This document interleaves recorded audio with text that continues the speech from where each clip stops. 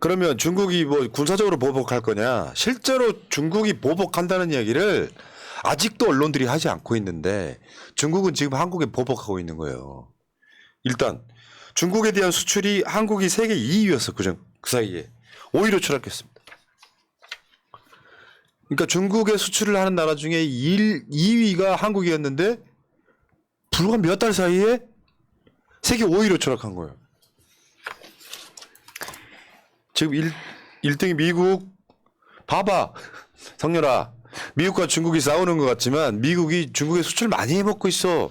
그러니까 싸우는 거 싸우는 거고 장사는 장사다. 그 다음에 2위가 대만, 호주가 3위, 일본이 4위, 한국이 5위가 된 거예요. 2등이었단 말이에요. 물론 미국과 중국은 싸우기도 있지만 미국이라고 나라가 엄청 큰 데다가 사실상 지난 30년 동안 한국을 먹여 살린 나라가 중국이었는데 근데 언론들이 어디까지 얘기하냐면 반도체 수출이 안 되고 있기 때문이라고 그 분석을 그렇게밖에 안 해요. 이거 말도 안 되는 분석인 거야. 뭐 세계적으로 반도체 가격이 하락 추세에 있고 뭐 업황이 좋지 않기 때문에 어쩔 수 없다 이런 식으로 이야기를 하거든요. 그래서 중국이 가만히 있지 않고 4월 30일 기사를 보면은요, 반도체 원산지에 대한 전수 조사를 하겠다라고 발표를 했습니다. 그렇다면 그건 뭐냐면 중국 기업들이 외국산 반도체를 굳이 왜 이용해야 되는지에 대한 어떤 그 이유를 제출하라는 거죠. 그렇게 되면 한국산 반도체를 쓰는 기업들은 그거 굉장히 중국에서 까다롭게 아마 걸릴 겁니다. 그게 바로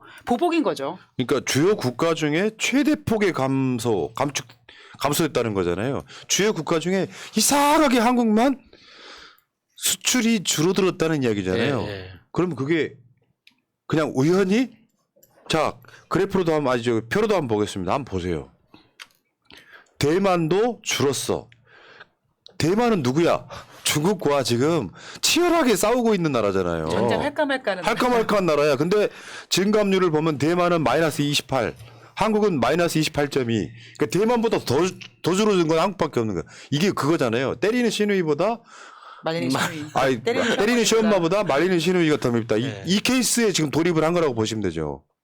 일본도 보세요. 그렇게 미국 따라다니면서 말로는 입으로는 중국 제재해야 된다고 중국하고 싸워야 된다고 떠들면서 밑으로는 저렇게 장사를 하고 있지 않습니까?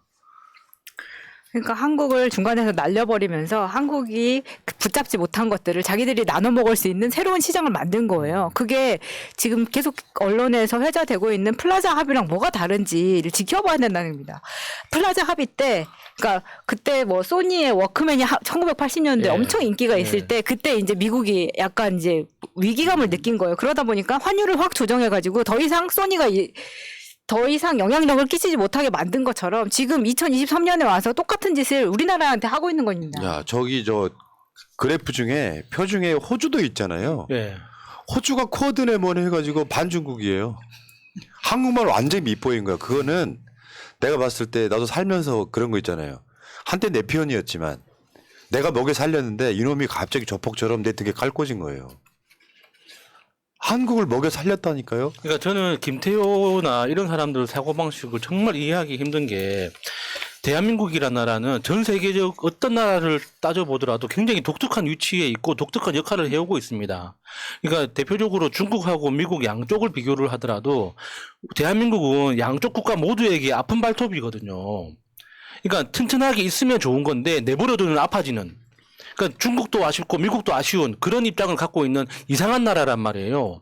그러니까 그런 입장을 적극적으로 활용해가지고 노태우 정부 이후로부터 전 세계적인 영향력을 계속 확대해 왔는데 지금 우리나라는 그러니까 그 발톱의 역할을 포기하고 있는 거예요. 그러니까 이제 중국 입장에서는 어떻게 되느냐? 야, 발톱 하나 없는 셈 치고 살자. 왜? 발톱 하나 없어도 살 수 있으니까. 단지 그동안은 아픈 발톱이었기 때문에 어떻게든 살아가려고 같이 그 길을 맞춰왔지만 이제 그게 안 된다. 그러면 포기해야지. 어떻게 끝까지 갖고 갑니까? 그러니까 윤석열이 우리랑 아무 상관없는 나토를 가면서 그때 그 경제수석이 했었잖아요. 중국과의 시대는 끝났다. 안 끝났을 때거든요. 끝났다. 끝날 수가 없죠. 그런 시대가 언제 옵니까? 끝났다 하면서 이제 스탠스 잡은 거를 눈치챈 겁니다. 그게 1년 전이에요. 거의 1년 전. 그래서 지금까지 중국이 그러니까 전 세계 주요 교육 대상 23개 중에서 한국이 감소율이 가장 높아. 이제 거기다가 우리가 미국에게 그러니까 좋은 동맹이었던 이유는 우리 옆에 중국이 있었기 때문이거든요. 근데 만약에 우리가 중국하고 등을 지게 되면 미국한테도 필요 없는 존재가 돼버립니다. 그러니까 지금 그 미국이 우리한테 요구하는 게 뭡니까? 반도체 공장 미국 안에 지어라. 자동차 공장 지어라. 그 배터리 공장도 미국에 지어라. 다 그런 거잖아요. 근데 그 밑에 부속 조건들을 보면 기술 인력 교육을 너희 돈으로 직접 해라. 미국 안에서. 나중에 네 기술 다 내놔라. 이것까지 다 포함되어 있거든요. 그래서 나중에 10년, 20년 후에 그 기술 인력까지 미국 내에서 수급되는 환경이 만들어지고 나면 그다음부터는 한국이 필요 없어지는 거예요. 그렇지. 중국하고 지렛대 역할도 못하고 기술도 우리가 더 이상 뽑아먹을 게 없는데 한국을 왜 지켜줍니까? 맞아. 조폭들이 손에 피 묻히는 조직원은 절대 키우지 않습니다. 그냥 쓰고 버리는 거죠. 소모품으로. 자, 그러니까 결국 갈등은 미국이 벌여놨는데 되서리는 한국이 가장 크게 받은 이 꼴이에요 지금. 그러니까 미국에다가 133조 투자한 것뿐만 아니라 중국이 의도적으로 한국산 수입품을 줄이고 있다고 보는 게 맞을 것 같고요. 거기다가 이번에 미국이 그랬잖아요. 반도체 중국으로 수출하지 마. 야, 진짜 그거 있잖아요. 내가 바람펴도 너는 바람피지 마. 그런 딱 거지. 이거 아닙니까? 그러니까 가장 심각한 건 뭐냐면 이제 우리가 보고 있는 자료가 올해 1분기 자료잖아요. 그런데 제가 아까 말씀드렸던 것처럼 중국이 그동안 대놓고 한국의 어떤 반항 감정을 보여준 적이 없습니다. 그런데 이제 아마 중국도 우리처럼 우리 아마 1년은 지켜보자라고 했는데 아마 이번에 이제 본격적으로 시작을 할 것 같습니다. 이게 네. 더 걱정인 거죠. 그래 결국 반도체 문제라기보다는 윤석열 리스크가 지금 중국의 반한 감정을 자극했다 이렇게 보시면 될 것 같고요. 야, 여기다 하나 더요. 대만도 중국이잖아 사실. 결국 대만의 1인당 GDP 초월당했습니다. 물론 이 이야기를 우리가 방송으로 몇 번 한 적이 있어요. 실제로 이제 데이터 나오는 걸 보니까 대만한테 한국이 물론 이거 반도체 수출이랑 연관이 있어요. 예. 그만큼 한국으로 들어오는 수익이 줄어드니까 대만한테 초월당했는데 우리가 한때 아시아에 사룡 해가지고 뭐 싱가포르, 홍콩, 한국, 대만 이렇게 있었는데 그중에 제일 앞장서서 결국에는 일본 코미테까지 갔는데 대만한테 역전당하는 결국 뭐예요? 서로 영토 분쟁하는 대만하고 중국 사이에 아까 말한 것처럼 일본, 미국, 호주 전부 다 중국에 수출하고 있는데 중국은 한국한테만 딱 그 저번에 한번 저 코로나 관련해서 중국 입국자들 막 할 때 아직도 일본은 지금 중국은 한국 단체 관광객 안 풀었을걸요? 예. 그러니까 반항 감정이 어마어마한 거예요. 우리나라 언론들이 이야기하지 않고 있는 거예요, 이게. 야, 좀 심하네. 자, 그래서 수출은 대만은 작년에 흑자가 514억 달러였고 한국은 적자가 478억이었대. 달러. 그러니까 이게 역전된 겁니다. 대만은 작년에 514억 무익 흑자를 거뒀고 한국은 478억 적자를 거뒀다. 결국 윤석열 탓이다. 그러니까 그 전과 후에 달라진 점이라고는 대통령 하나 네, 바뀌었죠. 대통령 하나 바뀐 것 뿐인데 어떻게 이렇게까지 됩니까? 그러니까 내가 항상 말씀드려 왔잖아. 이찌 어르신 공부 좀 해. 진짜 짜증나 죽겠어 정말.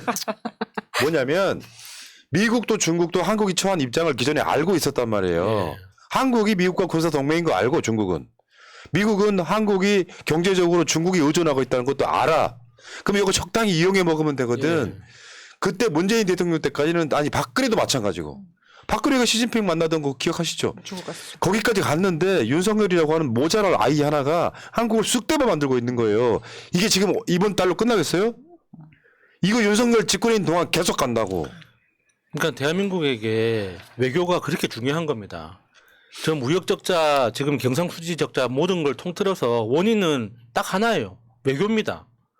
이게 외교적으로 너무 리스크를 크게 키워가고 있으니까 세계적으로 거래를 안 하려고 하는 거죠. 멀리서 보면은 전쟁 위험이 있는 나라잖아요. 원래 전쟁하고 있던 나라가 컨텐츠를 발전시키고 문화를 발전시켜가지고 어떻게든 융성하게 됐는데 그러니까 사람들이 믿고 투자를 했지 않습니까? 근데 지금 나서서 우리가 싸움을 걸고 있는 거예요. 여기저기 나라들에다가. 그러다 보니까는 외국에서 봤을 때는 저렇게 위험한 나라하고 왜 거래를 합니까? 안정적으로 다른 나라하고 거래를 하는 게 낫지. 그러니까. 자, 여기까지 하시고요.